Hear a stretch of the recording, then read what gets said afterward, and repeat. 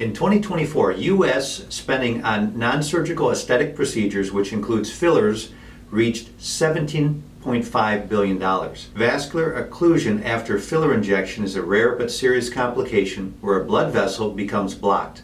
The odds of a filler-induced occlusion are very low, estimated to be between 1 in 2,000 to 1 in 10,000. However, the risk can be higher or lower depending on the injection technique, with needles becoming riskier than cannulas. While often mild, occlusions can lead to severe consequences like blindness or necrosis if not promptly treated. Here are the signs and symptoms to watch for. Some early signs within minutes to hours include pain, burning, or stinging at the injection site. There could be redness, swelling, or bruising, or even numbness or tingling. Blanching, which is pale skin, or coolness to the touch also could appear.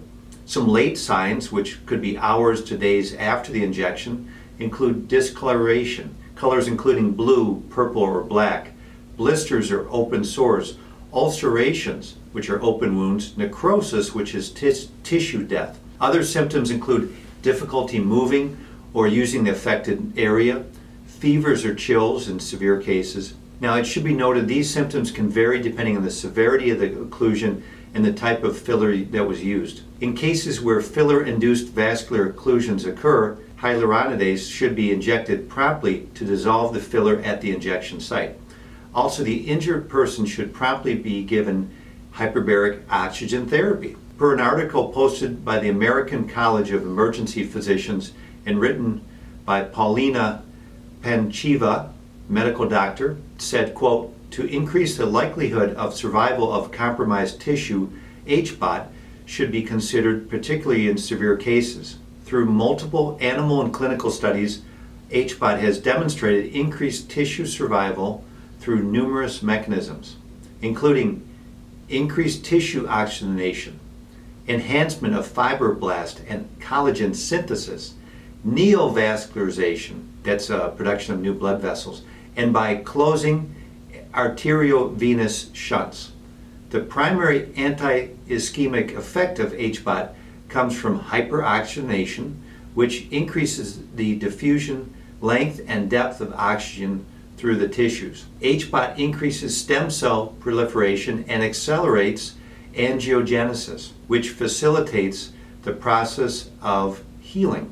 This is of particular importance to the patient with compromised tissue following dermal filler, as it facilitates microcirculation and reduces edema. This article further said that while the protocol for vascular compromise after filler injection has not been established, it is recommended that HBOT be started immediately following the adverse event and continue until the lesion is improved, unquote. So what is the recommended treatment protocol? So I looked at 5 different case studies where HBOT was used to treat this issue. The number of sessions ranged from 5 to 14 total sessions of hyperbaric oxygen therapy. The pressures used were often in the range of 2.4 to 2.5 atmospheres for 90 minutes at pressure, typically with an air break within those 90 minutes. All 5 case studies showed great outcomes for those that did HBOT. Daily sessions would be recommended from what I saw in these case histories. One case had 2 sessions on the first day. Well, I hope that I have helped you better understand how to properly treat filler-induced vascular occlusions in today's talk. I also hope that this information has helped you learn more about HBOT's power to heal injured tissues. If you have any questions, please feel free to leave those in the comments section below. Also, if you have any suggestions for future topics, you can leave those in the comments section below. To learn more about our clinic, see our website listed in our description below. As always, it's been a pleasure to talk to you today, and I look forward to talking to you on our next video.